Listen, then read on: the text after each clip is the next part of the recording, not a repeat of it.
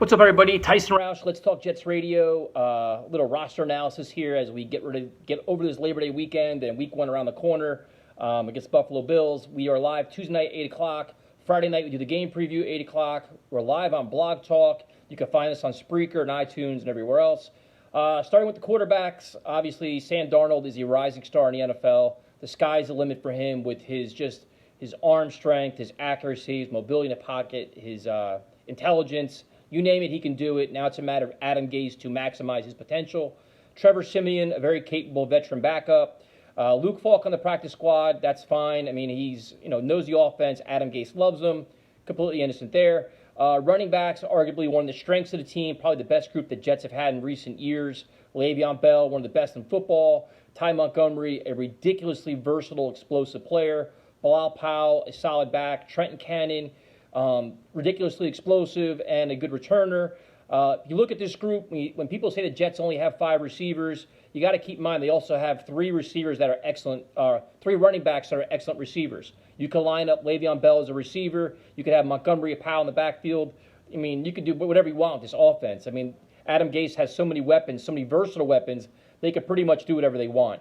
You look at the wide receivers, Quincy, Robbie, Jamison Crowder. Robbie's poised for a breakout year. Jamison Crowder could be like a Wayne Corbett guy, catch 60, 70 passes.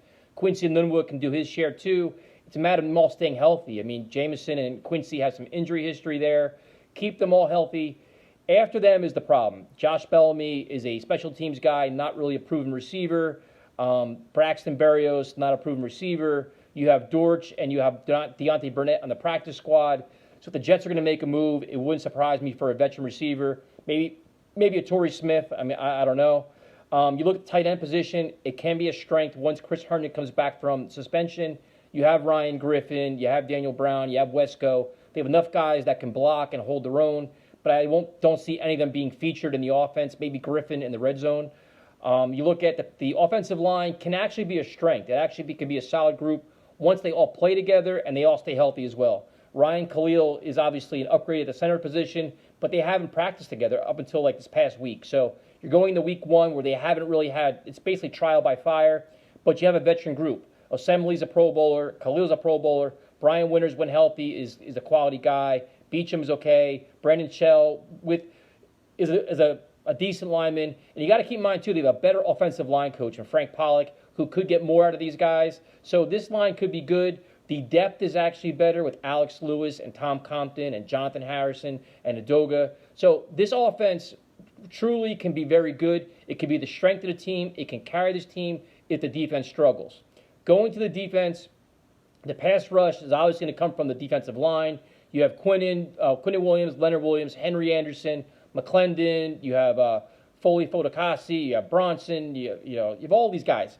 So the defensive line is very good. Nathan Shepard still being here is a surprise. I think if they do sign a corner or a middle linebacker or whatever, Shepard's probably the first man out.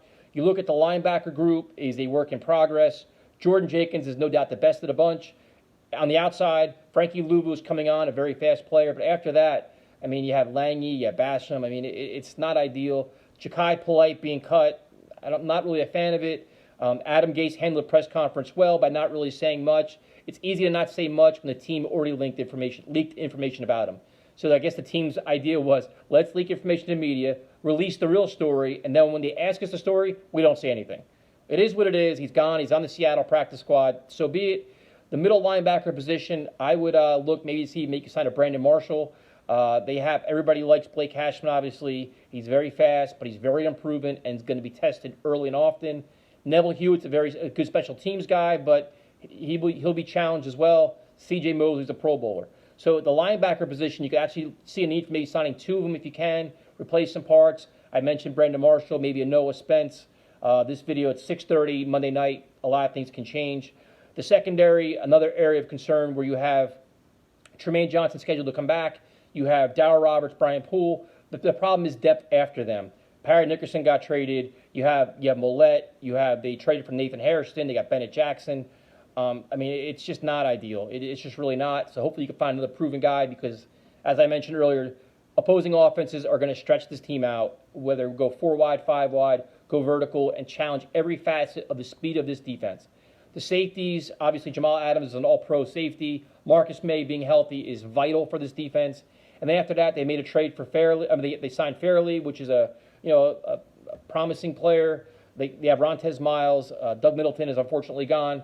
So they have some players there too. It's going to be interesting to see how they handle all this.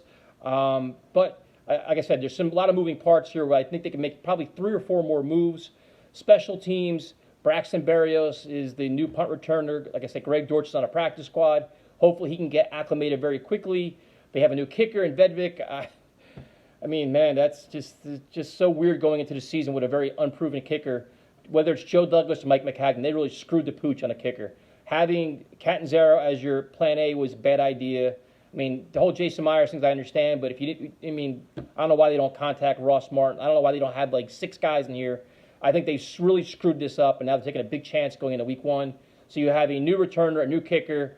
Trenton Cannon's back on kickoff returns.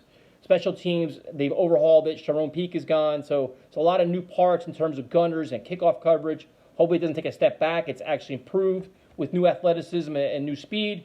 But that remains to be seen.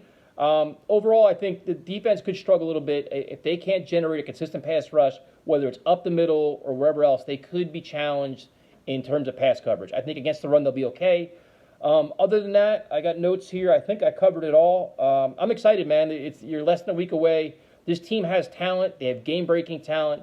If they can schematically get things done, they should be a very competitive team all season long.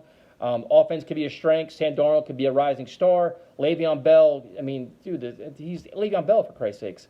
Ty Montgomery could be a monster. So I think there's a lot of positives on offense, and a lot remains to be seen on defense. I think Greg Williams, we give him a lot of credit. We give him a lot of accolades. He is going to be tested if they cannot get to the quarterback.